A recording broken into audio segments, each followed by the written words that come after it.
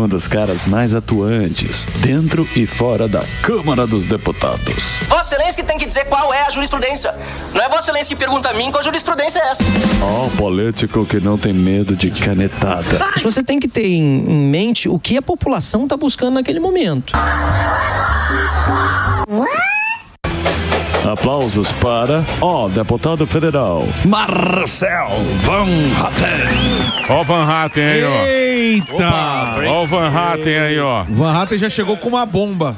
Deixa eu mandar aqui. Posso mandar um abraço? Hoje é dia do padre. Ele mandou aqui o Padre Sala. Mandar um abraço pro Padre Sala e falar pra vocês aí, mandar um beijo pro padre. E tem o portal amém.com.br, que tem lá o portal do padre. Eu não sabia. O Padre Kelman também, um abraço pra Dia ele. do padre. Ô, Baleia. Parabéns. Qual é a break news, a bomba? Bota urgente aí na tela. Cebola tá grande no meio campo. Cadê urgente? Aí. Na tela, é urgente. E é muito urgente mesmo. Vamos lá. Marcel Van Hatten com informações. Na tela, vai com você, Van Hatten. Quem não me segue, vai lá no Twitter. Eu acabei de retweetar o Michael Schellenberg, o jornalista americano que revelou os Twitter Files. E primeiro aí, boa tarde a todos, satisfação estar aqui no ar no Pânico. E revelando as conversas de juízes auxiliares do ministro Alexandre de Moraes e técnicos, mantendo pessoas presas durante aquele período de prisão pós 8 de janeiro, mesmo que a Procuradoria-Geral da República tivesse pedido para soltá-las, com base em post em rede social, com base em manifestações públicas anteriores, ou seja, claramente mantendo pessoas presas do 8 de janeiro apenas por opinião política. E isso sem saber as opiniões deles, porque tem uma mensagem aqui que foi trocada, tá tudo, tem os prints aqui que o Michael Schellenberg mostra. Então, em inglês, inclusive, ele deve postar em português ainda. Tá no meu Twitter aqui. Tá no Twitter aqui, ó. Sim. O Twitter é @Marcel Van Hatten, tudo junto. Isso aí. É no Twitter, tá aí, ó.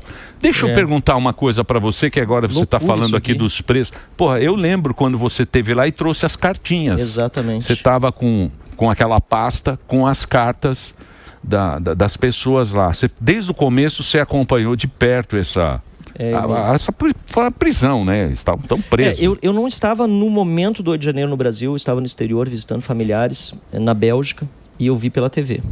E como todo brasileiro, acho que qualquer pessoa no mundo, a gente assiste aquilo e fica estarrecido, até desconfiado no primeiro momento. Porque eu vi aquilo e vi um monte de arruaceiro, um monte de gente quebrando tudo, digamos a imagem como um todo.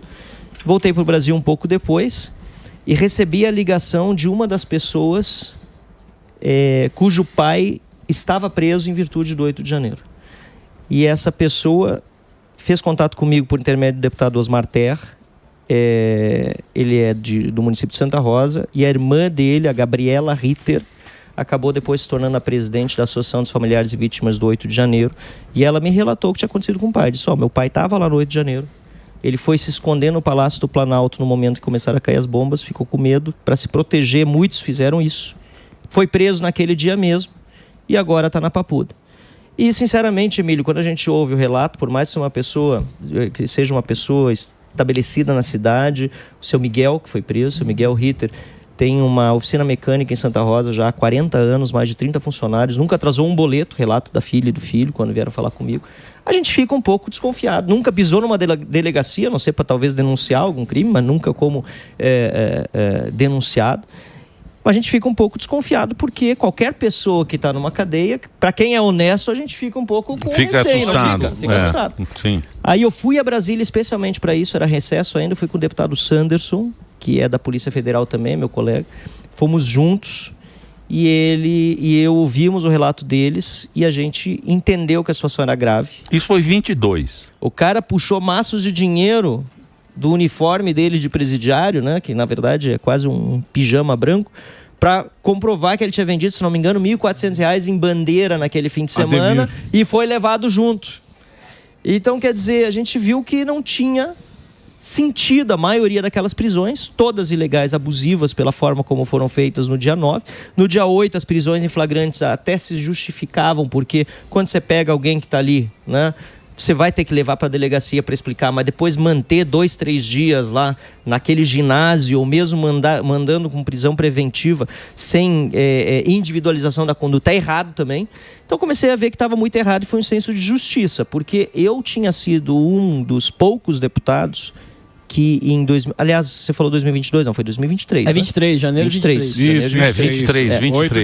Mas 23. eu ainda em 2022, naquele período entre final do período eleitoral, a eleição de segundo turno e a posse do Lula, eu fui para a tribuna dizer: vocês não devem ir para frente dos quartéis. Fui um dos poucos políticos que disse isso. Mas, obviamente, não fui ouvido e a maioria não incentivou, mas também não falou nada. E as pessoas ficaram na frente dos quartéis e, no fim, a gente viu a farsa que montaram para o 8 de janeiro.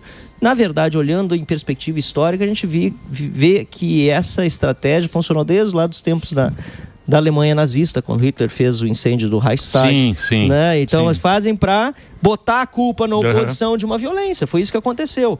Não estou dizendo que não tivesse vândalos ali e pessoas mesmo que nunca foram vândalos, mas na empolgação do momento achavam que estavam fazendo alguma coisa correta pelo país e acabaram cometendo crimes.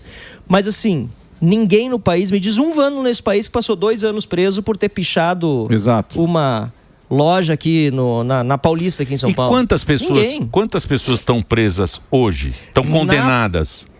Na Papuda, se eu não tô... Na Papuda e nos outros presídios Brasil afora, o número que me deram na última semana era em torno de 150, tá? Presas.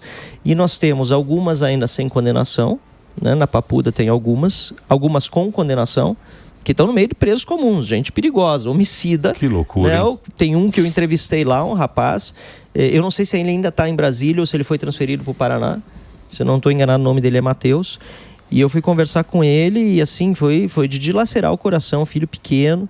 Ele disse: olha, eu estou aqui...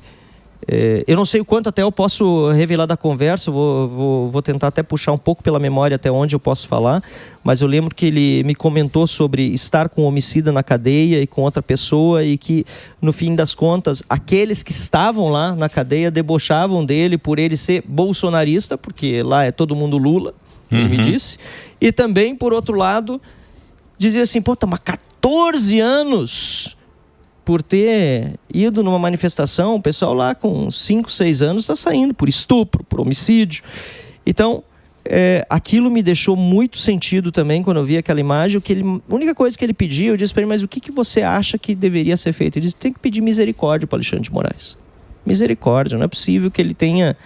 E aí o que resta, né? Ou restava, porque agora ele está acuado, né? Acho que ele, tempo de demonstrar misericórdia quase já passou, porque pela Magnitsky e pelo fato do STF estar dividido, e a manifestação grande na rua, essa camiseta inclusive foi de ontem em Porto Alegre, eu tô vendo que o tempo do Alexandre de Moraes já está passando, e a oportunidade que o STF teve depois da eleição de 2022 de acalmar tudo, dizer: ó, passou, porque eles não iam admitir que fizeram errado, já fizeram errado no período eleitoral.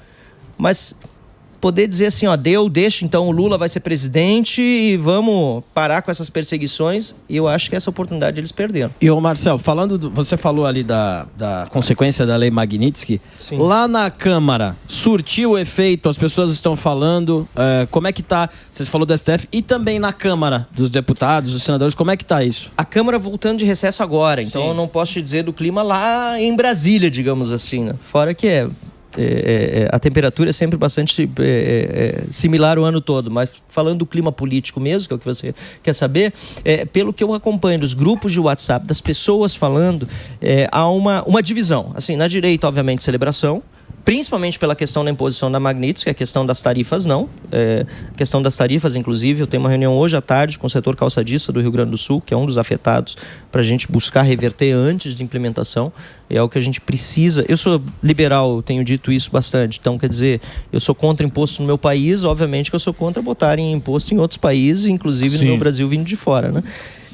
Mas quanto à questão da Magnitsky, tem uma celebração muito grande, e do outro lado, né, do lado da oposição, do lado do governo, eu vejo que existe um medo, inclusive, que o governo americano possa começar a avançar sobre outras lideranças aí.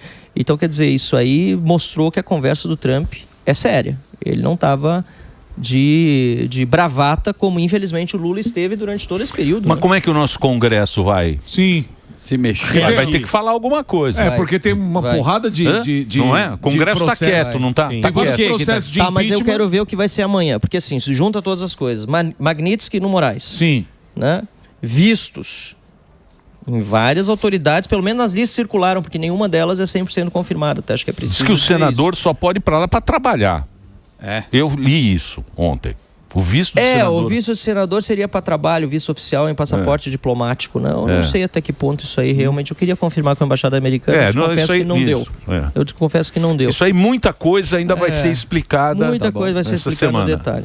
Mas junta essas duas coisas, né? E aí as notícias de que Davi Alcolumbre e Hugo Motta teriam sido poupados, né? Não teriam sido incluídos numa lista final, que, repito, ninguém conhece ela realmente na íntegra. Aí você junta isso ainda às manifestações de ontem, que para quem achou que ia ser pequena, em Porto Alegre ou em São Paulo, que seriam pequenas, se enganou redondamente, foram enormes, né? A USP não acha isso. A USP foram 300 pessoas. A USP não... Não concorda. Aí a da USP. Nem a USP, nem o Quest. É uma tristeza. Como é que chega nesse ponto, amigo? Mas não é a ciência? Eu sei, mas é assim, pô. É assim que funciona. E é importante conectar as manifestações, a grandiosidade das manifestações de ontem, com a injustiça que fizeram com o Bolsonaro, que eu tive a oportunidade, aliás, de comentar aqui com vocês naquele dia, na sexta-feira, foi histórico, né, do que fizeram com ele, que muita gente achou que ele não ia ter condição mais de ajudar, e no fim, isso aí também acabou mobilizando muita gente aí pra rua para dizer, foram longe demais, um ex-presidente de tornozeleira eletrônica, na verdade, em regime de prisão domiciliar. E aí você inclui essa notícia que saiu agora na internet, aí, no site do Michael Schellenberger, né? Eu acho que tem os elementos suficientes, já teriam há muito tempo, mas para nessa semana a gente fazer a pressão necessária para o Congresso tomar atitude. E aí o que é? Na Câmara está a CPI do abuso de autoridade pronta para ser instalada, ela é a 4ª na fila, mas a informação que eu colhi com a Secretaria-Geral da Mesa é que ele pode instalar até 5 ao mesmo tempo, Hugo Motta. Então ela chegou na posição 4ª finalmente, e ele pode escolher dentre as 5 primeiras qualquer uma ou as 5 para instalar, então poderia instalar a CPI do abuso de autoridade. Impeachment de ministro supremo no Senado, e a pressão do povo na rua é muito importante, acho que foi dado um recado claro. E a anistia, e eu diria mais do que anistia, porque o caso, por exemplo, do Miguel Ritter, que não teve individualização da conduta, inclusive hoje ele não está no país, tá? Está fora do país.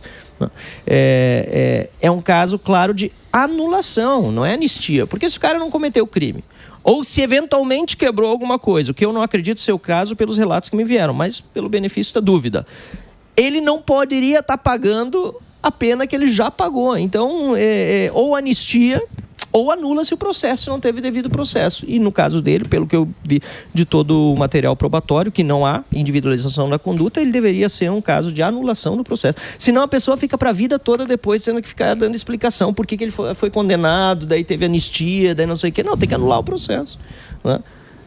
Lula não teve o processo anulado? Sim. E olha que está bem comprovado o que ele fez. Sim. Pelo menos 3 instâncias o judiciário comprovou. Foram quantos juízes que... Pois é. E na sua opinião, você acha que tantos pedidos de impeachment para Alexandre de Moraes, você acha que a Alcolumbre vai ter culhão de colocar isso em votação para ver se os senadores vão impeachment ou não?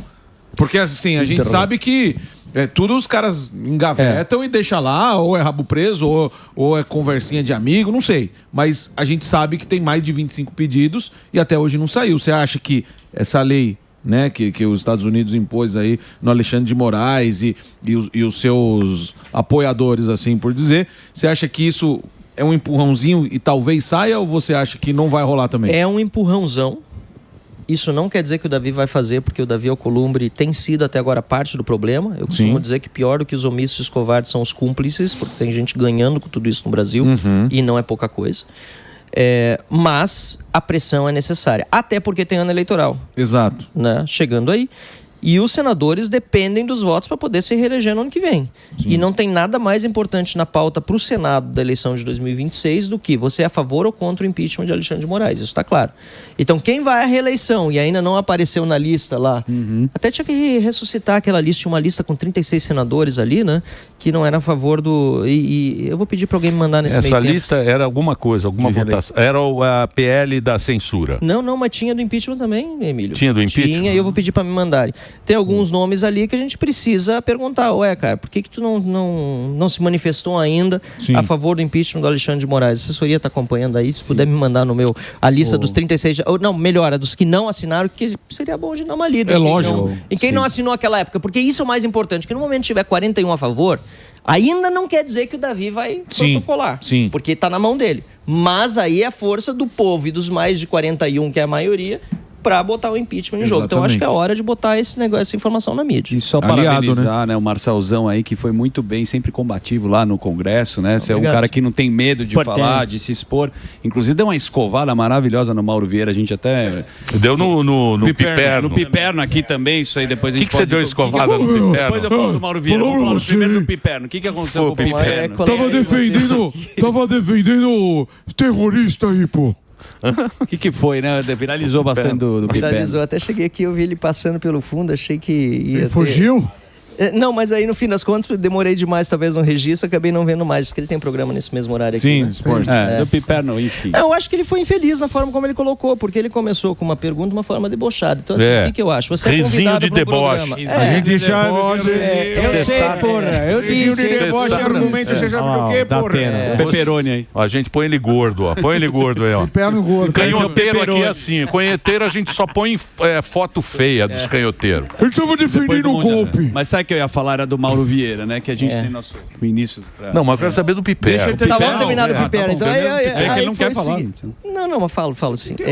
Eu acho o seguinte, acho que quando você é convidado para um programa, vocês sempre me tratam muito bem. Vocês podem discordar, podem me criticar e pode às vezes até... Aliás, aqui é um programa de comédia, tem que fazer graça mesmo. Agora, no caso lá, quando eu cheguei, foi a primeira pergunta ainda. Eu tava dando entrevista, já tinha dado 3 ou 4 entrevistas. Pleno recesso, que para mim não é desculpa para não trabalhar, porque quando surge uma coisa dessa, você tem que estar à disposição.